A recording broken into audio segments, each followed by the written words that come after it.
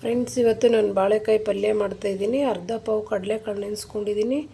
ಒಂದು ಬಾಳೆಕಾಯಿ ಕಟ್ ಮಾಡ್ಕೊಂಡಿದ್ದೀನಿ ದಪ್ಪದು, ಒಂದು ಟೊಮೊಟೊ ಕಟ್ ಮಾಡ್ಕೊಂಡಿದ್ದೀನಿ ಖಾರ ರುಬ್ಕೊಳ್ಳೋಕ್ಕೆ, ಸ್ವಲ್ಪ ತೆಂಗಿನಕಾಯಿ ತುರಿ ತೊಗೊಂಡಿದ್ದೀನಿ, ಸ್ವಲ್ಪ ಶುಂಠಿ, ಸ್ವಲ್ಪ ಬೆಳ್ಳುಳ್ಳಿ, ಒಂದು ಈರುಳ್ಳಿ, ಸ್ವಲ್ಪ ಸಾಂಬಾರು ಸೊಪ್ಪು ತೊಗೊಂಡಿದ್ದೀನಿ. ಅದಕ್ಕೆ ನಾನೊಂದು ಸ್ಪೂನು ಸಾಂಬಾರು ಪೌಡರ್ ಹಾಕ್ಕೊಂಡು ರುಬ್ಕೋತೀನಿ. ಮಸಾಲೆ ಸ್ವಲ್ಪ ಚಕ್ಕೆ, ಸ್ವಲ್ಪ ಲವಂಗ ತೊಗೊಂಡಿದ್ದೀನಿ. ಅಕ್ಕಿ ರೊಟ್ಟಿ ಮಾಡೋಕ್ಕೆ ಅನ್ನ ಮತ್ತು ಅಕ್ಕಿ ಇಟ್ಟು ಗ್ರೈಂಡರ್ ಮಾಡಿ ಇಟ್ಕೊಂಡಿದ್ದೀನಿ. ಬಾಳೆಕಾಯಿ ಕಡಲೆಕಾಳೆಲ್ಲ ಹಾಕಿ ಫ್ರೈ ಮಾಡ್ಕೊಂಡಿದ್ದೀನಿ ಎಣ್ಣೆಯಲ್ಲಿ. ನಾನು ಇವಾಗ ಖಾರ ರುಬ್ಬಿರೋದು ಅದಕ್ಕೆ ಹಾಕೋತೀನಿ. ಸ್ವಲ್ಪ ನೀರು ಕಮ್ಮಿ ಹಾಕೋತೀನಿ ಗೊತ್ತರ ಬರೋಂಗೆ. ಆಮೇಲೆ ಅದಕ್ಕೆ ಸ್ವಲ್ಪ ಸಾಲ್ಟ್ ಹಾಕೋತೀನಿ ನಾನು. ಇವಾಗ 2 ವಿಷಲ್ ಹಾಕಿಸಿ ಮುಚ್ಚಳ ಮುಚ್ಚಿದರೆ ಬಾಳೆಕಾಯಿ ಗೊಜ್ಜು ರೆಡಿ ಆಗುತ್ತೆ.